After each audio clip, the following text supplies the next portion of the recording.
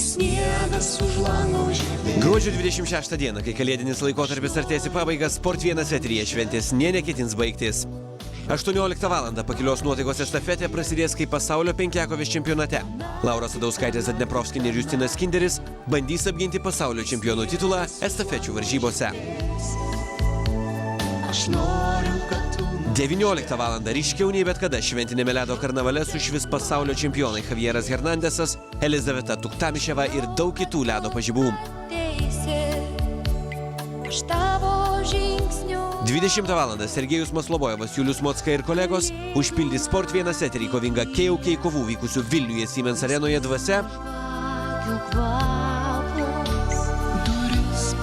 o vidurnaktį saldų miegą išblaškyti pamėgins Jonas Valančiūnas ir Toronto Raptors, galbūt sugadinsiantį šventę Milwaukee Bucks klubui.